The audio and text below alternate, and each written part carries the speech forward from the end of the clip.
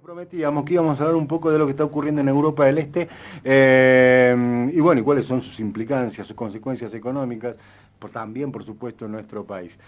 Ha tenido la amabilidad de hablar con nosotros estos minutos el señor Jorge Altamira, un referente de la izquierda nacional y bueno, actual dirigente de política obrera, ¿no?, en el país.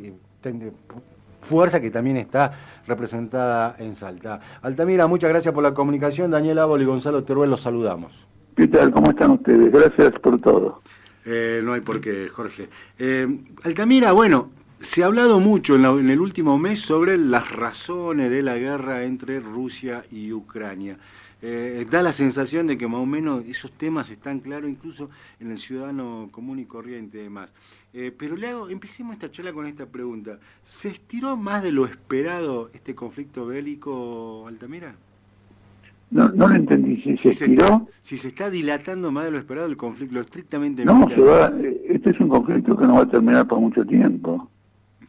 Esta No. es una guerra de carácter internacional.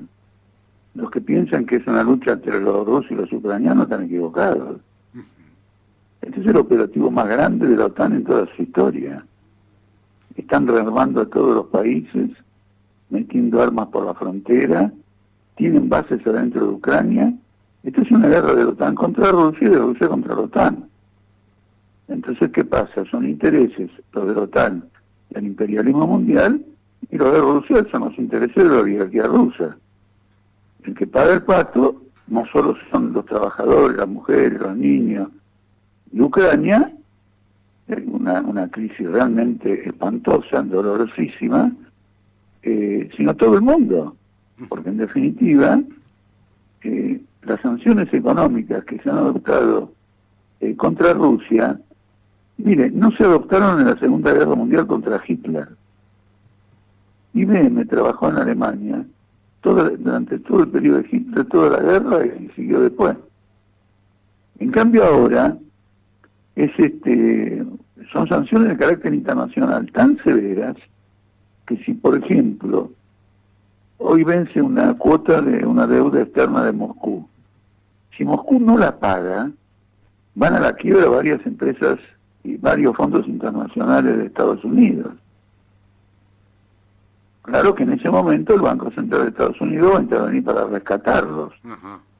Pero le quiero mostrar la amplitud de este fenómeno. Estados Unidos acá sigue una política muy despiadada, porque mientras que es claro que va contra Rusia, yo también opino que va contra la Unión Europea. Perdón, Jorge, pero ¿va contra la Unión Europea en términos de daños colaterales o parte de la... Yo creo que es un plan. Esto lo inició Trump, que tuvo un fuerte choque con Angela Merkel en su momento, porque la Unión Europea estuvo tratando infructuosamente, hay que decirlo, de ganar cierta autonomía frente a Estados Unidos. Esta guerra le sirve en bandeja a Estados Unidos para tener a la Unión Europea agarrada por el cuello. Alemania, por ejemplo, ha sufrido una crisis muy aguda de país que no quería meterse en conflictos internacionales porque evocaba el pasado nazi del país y todo lo demás. Ha aumentado en un 100% su presupuesto militar. Esto no es para jugar, no es armas para estar jugando con los niños. Eso son armas para ser usadas. Ahí mi compañero le quiere hacer una pregunta, pero yo quisiera, en el mismo tenor, de preguntarle lo siguiente. Este ataque económico, estas sanciones, digamos, de Estados Unidos contra Rusia, ¿vuelca más a Rusia sobre China y por lo tanto en términos estratégicos ahí se consolida una relación que, que también, digamos, le disputa hegemonía a Estados Unidos o no lo ve tan así? Sí, pero fíjese lo que ocurrió. Mire, ha ocurrido algo muy importante. Yo en este momento me estoy preparando para escribir un artículo que tiene por eje esta cuestión. Hace 2 días, anteayer, se reunieron el ministro de Relaciones Exteriores de Estados Unidos y el de China durante 7 horas.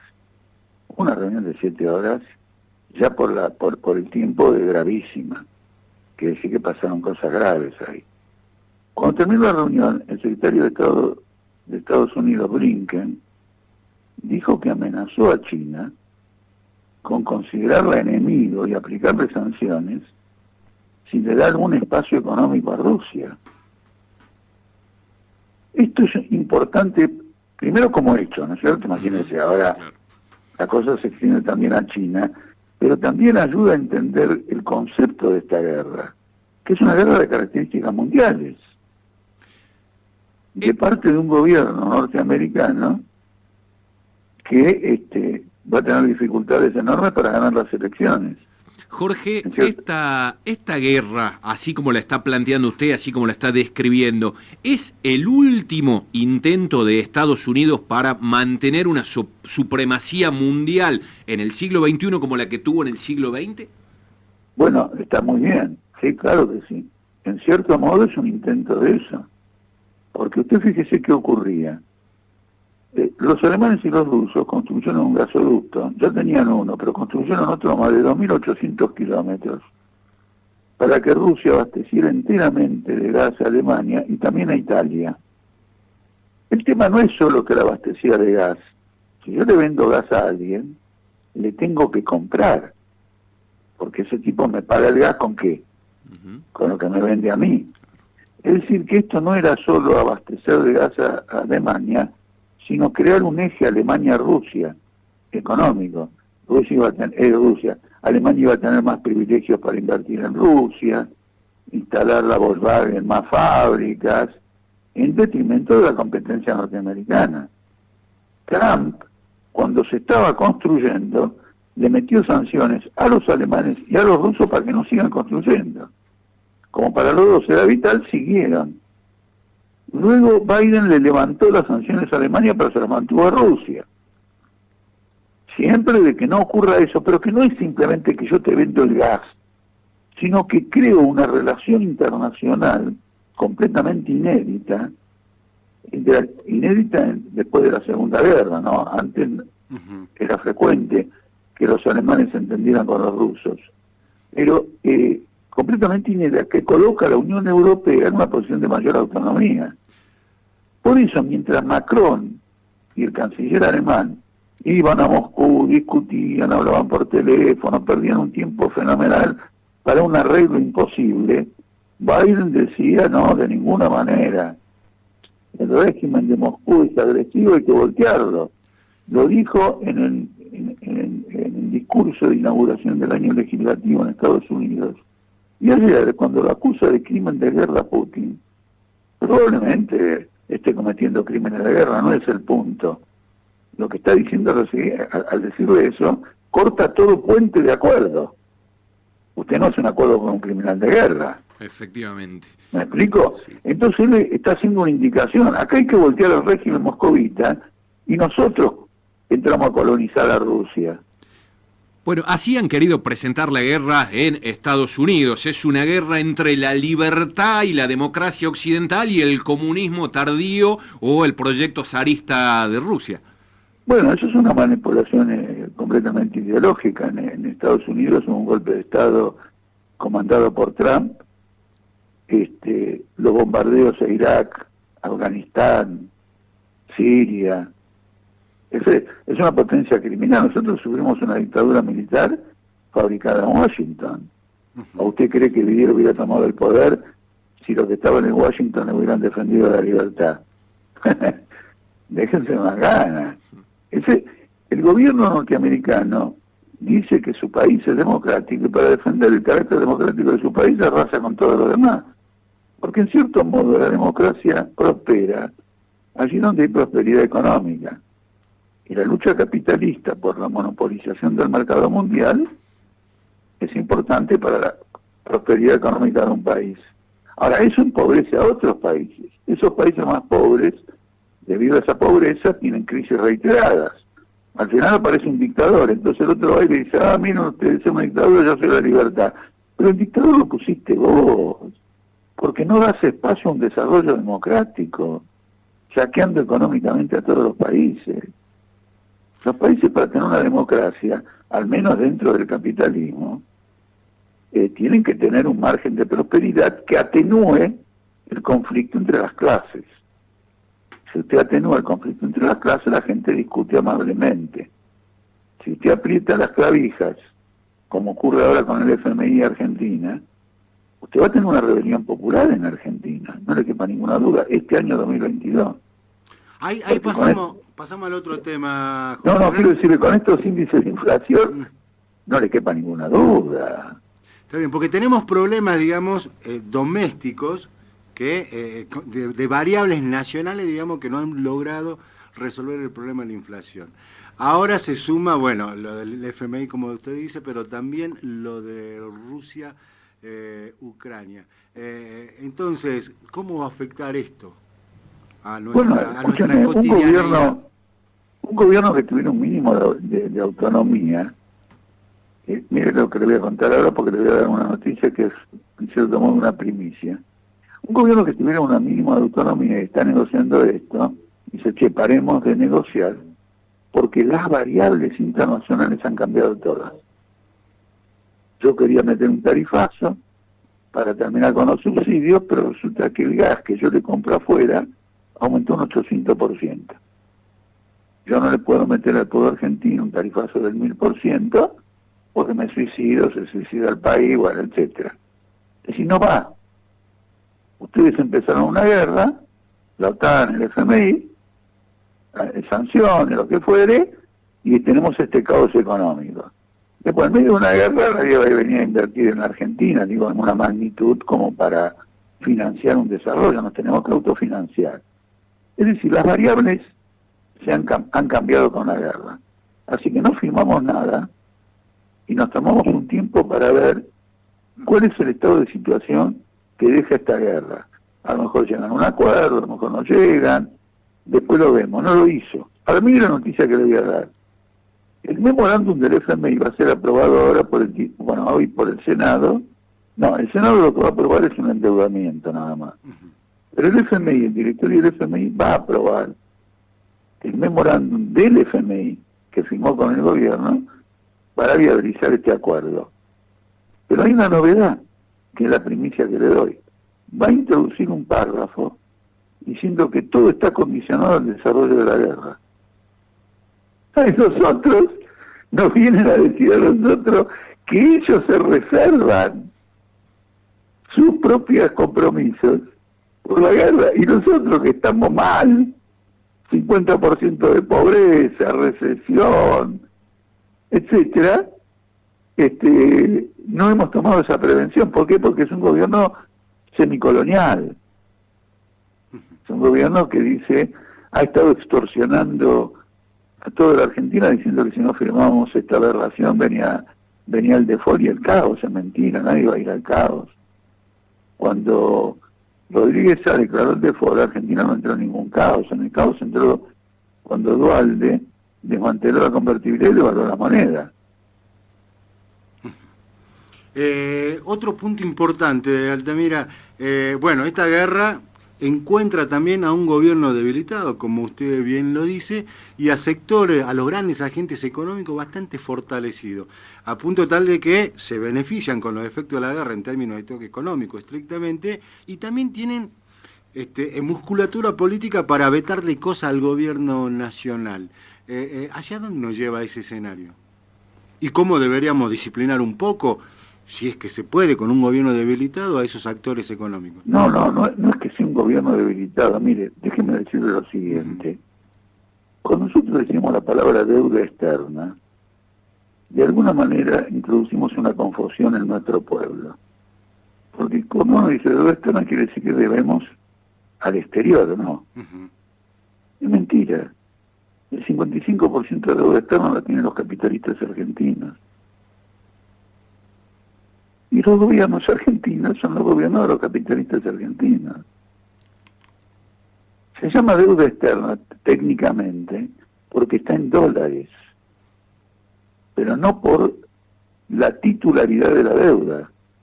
La titularidad de la deuda es de la burguesía local. Ahora hay otra deuda que no es en dólares sino en pesos y se ajusta por inflación. Un privilegio que tienen los fondos en el país y que no tiene un trabajador. Bien, Esta deuda, una parte la tiene ANSES, otra parte la tiene Banco Nación, otra parte la tiene el Banco Central.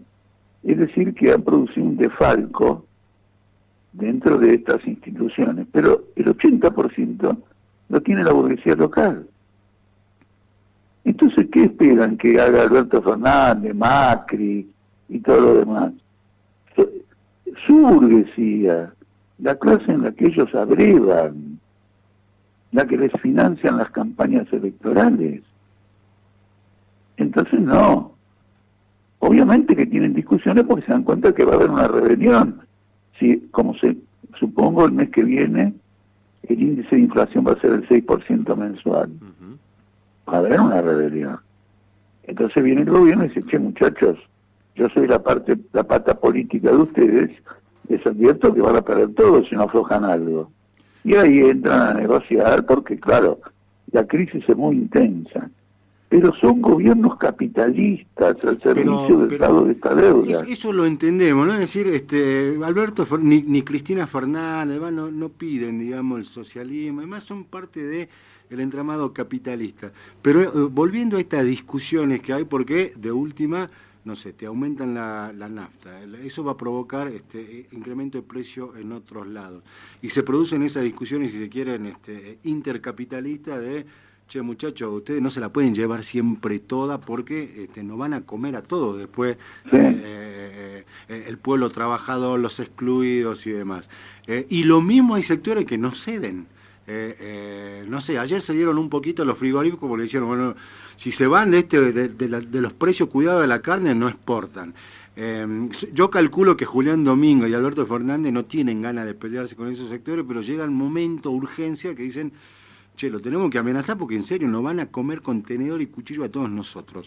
Pero eso es sorprendente que tengan que amenazar. El asunto es tan grave que los frigoríficos tendrían que haber hecho una propuesta. O son imbéciles. Porque se van a quedar sin los frigoríficos. Va a haber una rebelión popular. ¿Me explico? Ahora, todo esto es para la tribuna. Yo que hago las compras de mi familia, por distintas circunstancias, le digo lo siguiente, si voy a un supermercado, puede ser que encuentre algo con precios cuidados, pero si voy a la carnicería no hay precio cuidado. Sí, y acá en Salta, en el interior profundo del país, notamos que no llegan todos los productos de precio cuidado. Por supuesto, de ninguna manera, con lo cual es un monopolio de los supermercados, que acaparan una parte de la clientela porque tienen este acuerdo de poner las cosas a precios cuidados, seguramente con algún subsidio. Entonces hay una pelea entre los supermercados y los frigoríficos. ¿Usted cómo lo ve esto? Mire, le digo cómo lo ve. A ver, yo compro, supongamos Gatorade, ¿no es cierto? Ahora en Carrefour apareció una variante similar, Carrefour. Es decir, que el supermercado está compitiendo con la empresa, que no sé cuál es, que produce el Gatorade. Hay una pelea al interior de la cadena. Los capitalistas se arrancan los ojos, unos frente a otros, en medio de toda esta crisis. Eso hay que estudiarlo perfectamente bien, es total. Por ejemplo, las retenciones afectan desproporcionadamente al sector agrario con relación al sector exportador. El sector exportador solamente paga retenciones por la harina y el aceite, no por la soja. La retención de la soja solo la paga el productor. Quiero decir que la paga. Claro, recibe un precio inferior al se la descuenta que le compra. Claro. Los frigoríficos, pero digo, las empresas cerealeras, Dreyfus, Cofco, no tienen, van adelante sin ningún tipo de problema. Entonces, dentro de la cadena hay una gran pelea. La mesa de enlace se está peleando con la cadena cerealera.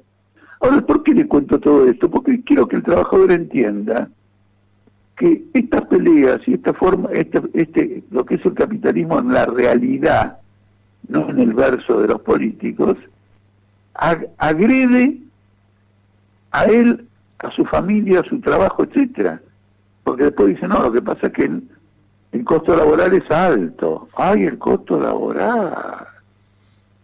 El costo laboral es alto. Que medido en dólares nunca ha estado tan barato como ahora. Por ellos insisten en que el costo laboral es alto y en el acuerdo con el FMI se aprueba una reforma laboral. Bueno, pero por eso, Altamira, ya para terminar nos quedamos sin tiempo, pero digo, no sé, he conocido un productor del departamento San Francisco de Córdoba, 500 hectáreas, la tierra tan pero tan rica que ni siquiera tenía inversiones, digamos, de riego importante como hay en Salta.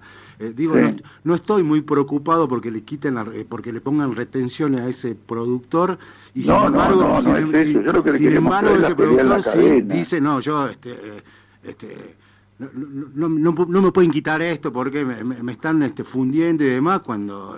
No le escucho bien, hábleme más alto ahora. No, bueno, pero volvamos con el ejemplo del productor. No, pero escúcheme, le quiero decir una cosa. De todos modos, las retenciones que pagan, todo esto es para pagar la deuda externa, no va al bolsillo de los argentinos. Y si tenemos... Cuidado, después retenciones, no retenciones, el costo de vida fue del 4,7. Y el mes que viene va a ser del 6. Así que todas estas retenciones volaron por los aires. No han servido absolutamente para nada. Para el trabajador, para 40, 42 millones de argentinos no sirvió para nada. ¿Y por qué cree, la última, ahora sí, y por qué cree que, por ejemplo, el gobierno de la Alianza, el 2001, los radicales, después de haber reintroducido el FMI, miren, no pueden salir de la crisis los radicales hasta hoy, ¿no? Siguen siendo subordinados a un partido porteño, sin territorialidad nacional. ¿Por qué cree que el macrismo que reintrodujo el FMI con esta deuda fenomenal no tiene la misma crisis que el radicalismo tuvo, no sé, en el 2001? No, el macrismo tuvo una crisis severa cuando fue gobierno. Está bien, pero hoy es alternativa de gobierno todavía. No creo. ¿No cree? No creo porque por una razón muy sencilla. Macri quiere volver a ser candidato. Los demás entienden que eso es un suicidio. Entonces no lo van a dejar. Se van a romper entre ellos. Capaz que Macri se va con Milei. Escúchenme, las fuerzas políticas tradicionales están destruidas porque nadie se puede salvar de la crisis que ellos han creado. Nadie sale indemne de la responsabilidad que tienen semejante crisis. Nadie. Se ha quebrado el Frente de Todos. Se ha quebrado el kirchnerismo. Están los cristinistas y los kirchneristas. Se han quebrado todos. El régimen político argentino está hecho pedazos. La Corte Suprema es una, ¿cómo se dice? Es una rueda suelta. En el Congreso se vota cualquier cosa. El otro día votaron un endeudamiento. Significa que violaron la ley que decía que el Congreso tenía que aprobar el acuerdo con el FMI. Porque Macri dijo, no, yo el acuerdo, el programa no lo firmo. Por lo tanto, lo único que autorizo es el endeudamiento. Bueno, autorizaron el endeudamiento, pero al autorizar el endeudamiento no cumplieron con que el Congreso tenía que aprobar el programa. No hay programa del Congreso, aprobado por el Congreso. Se ha violado la ley. Toda la estructura institucional de la Argentina es una rueda loca, no va más. Es el final de un régimen.